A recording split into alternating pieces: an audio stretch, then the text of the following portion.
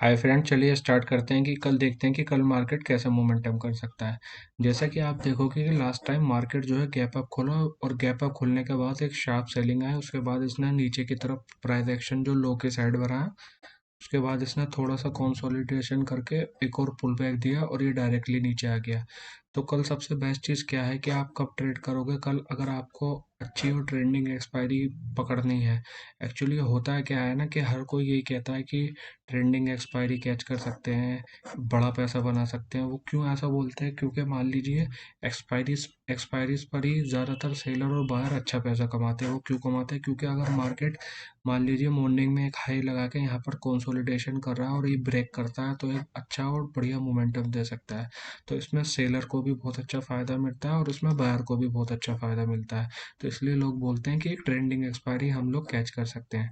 जैसा कि आप देखोगे कि आपको 10 रुपए का, 20 रुपए का या 30 रुपए का प्रीमियम आम दिनों में अगर मिलेगा तो आपको 1000, 2000 या 2500 पॉइंट मार्केट से अहेड का मिलेगा। लेकिन अगर अभी आप देखोगे यहाँ पर मार्केट 41,000 चल रही है और कल आपको 11-12 बजे के आसपास 300 से 400 पॉइंट पीछे की पुट जो है वो आपको कम पैसों पे मिल जाएगी। मैं ज़्यादातर पुट की तरफ इसलिए थोड़ा आपको बोलता हूँ क्योंकि यहाँ पर आप देखोगे कि मार्केट में जो ये गैप अप होने के बाद सेलिंग आई थी, उसके बाद इसने यहाँ पे कंसोलिडेशन करा था। अगर ये एक्सपायरी डे होता और यहाँ से ये निकल जाता, जो इसके पीछे के 300-400 पॉइंट के जो ऑप्शन होंगे वो 20-22 रुपए के आराम से 150-200 रुपए हो जाते हैं। इसलिए सब बोलते हैं कि एक एक्सपायरी पे आप एक अच्छा और बढ़िया पैसा बना सकते हो।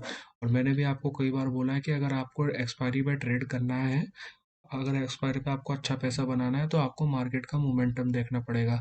जैसे कि अगर अगर आप यहाँ पर देखोगे लास्ट जो मार्केट ओपन थी, मार्केट गैप अप खुलने के बाद शार्प सेलिंग आई। अगर मार्केट गैप डाउन खुल जाती है और फिर शार्प सेलिंग आती है, तो हो सकता है कि बाद में कोई एक बहुत तेज पुल बैक आए और ये डे हाई के आसपास आके कंसोलिडेशन करके फिर नीचे आए। तो फिर उस एक्सपायरी में हमको बेनिफिट नहीं मिलने वाला है, क्योंकि वो हमारे लिए फिर वो एक्सपायरी जो है प्रीमियम डी के इतने ज़्यादा हो चुके होंगे कि फिर सेलर ही सारा प्रीमियम ख़त्म कर चुके होंगे, एक बायर को फिर पैसा नहीं मिलेगा। लेकिन अगर आपको मैं एक बढ़िया पार्ट बताता हूँ कि जैसे आप देखोगे कि बहुत टाइम से लास्ट कई एक्सपायरी से एक्सपायरी ट्रेंडिंग हुई नहीं है, और एक्सपायरी ट्रेंडिंग होती है तो वो कैसे होती है, इसका मैं आपको एक एग्जांपल दिखाता हूँ। अगर आपको याद होगा 4 अगस्त को एक्सपायरी ट्रेंडिंग हुई थी। ये देखो, मैं आपको इसका एक एग्जांपल दिखाता हूँ।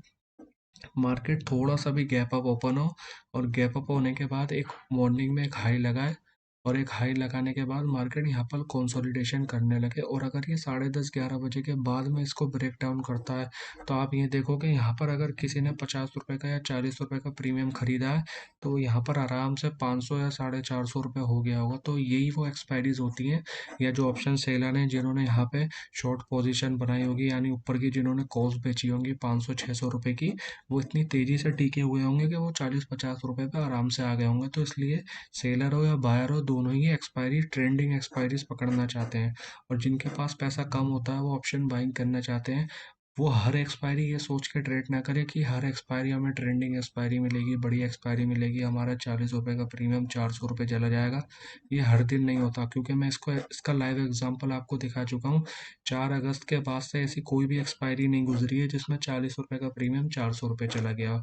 इससे पहले अगर आप देखोगे, इससे पहले एक एक्सपायरी और ऐसी गुजरी थी, जैसे कि आप यहाँ पर देख सकते हो जून में, 16 जून में जो एक्सपायरी थी। अगर आप चार्ट पैटर्न को बिल्कुल ध्यान से देखोगे ना, ये देखो जो मैंने लास्ट में आपको दिखाया था, मार्केट का सबसे पहला रूल है कि अगर मार्केट को ट्रेंडिंग होना है तो उसे गैप अप होना पड़ेगा, वो भी नीचे की साइड में, पुट की साइड में।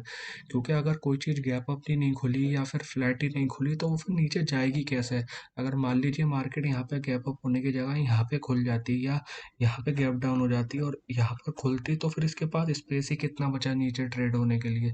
तो इसलिए जब भी मार्केट ट्रेंडिंग होगी, आप 2-3 पॉइंट्स लिख लो और इन चीज़ों को आप नोटिस कर लो। सबसे पहली चीज़, मार्केट या तो फ्लैट होनी चाहिए या फिर मार्केट गैप अप ओपन होनी चाहिए।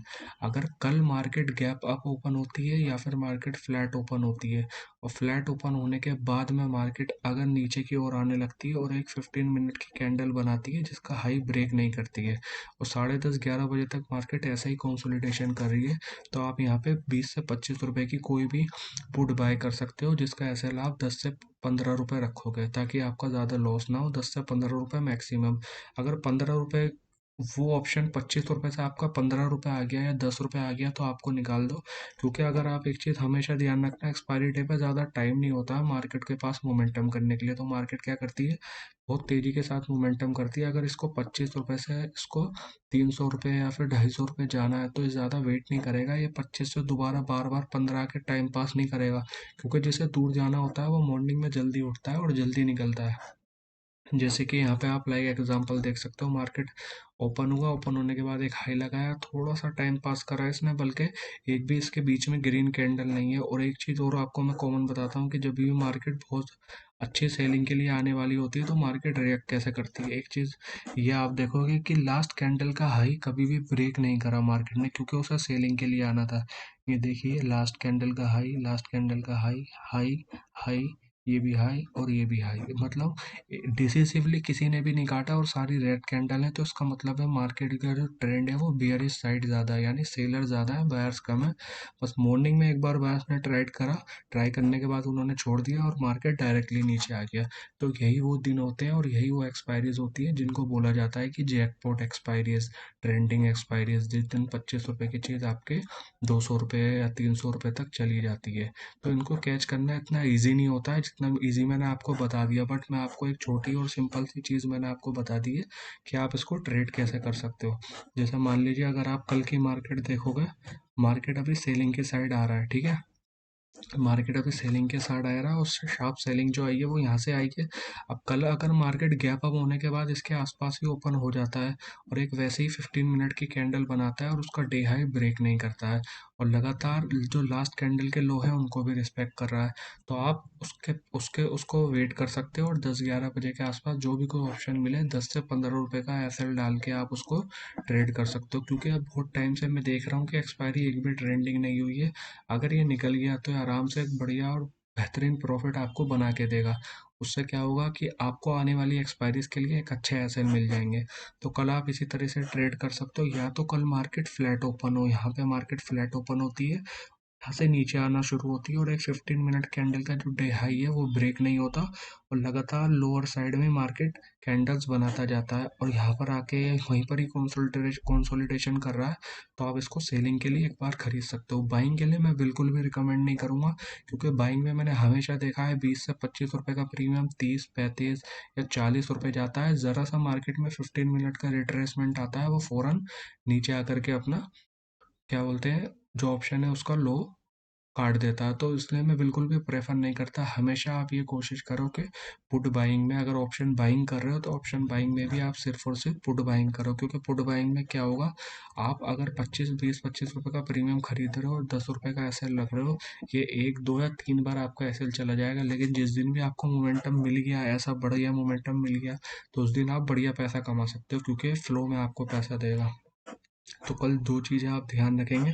सबसे पहला कि अगर मार्केट फ्लैट ओपन होती है और ये मॉर्निंग में नीचे आ जाता है और एक कैंडल 15 मिनट की रेड बनाता है और डे हाई ब्रेक नहीं करता है, और यहाँ पर भी इसी तरह से लो साइड में कैंडल्स बनाता चलता है, तो आप 10:30 या 11 बजे के बाद पुट बाइंग के लिए अपना देख सकते हो। लेकिन अगर सेम सिचुएशन आपकी ऐसे होती है कि मान लो मार्केट गैप अप ओपन होती है, जैसे कि इस वाले कंडीशन में हुई थी, गैप अप होने के बाद ऐसी ही सेम कैंडल बनाती है और ऐसे ही कंसोलिडेशन करके आ रही है, तभी भी आप पुट बाइंग के लिए देख सकते हो।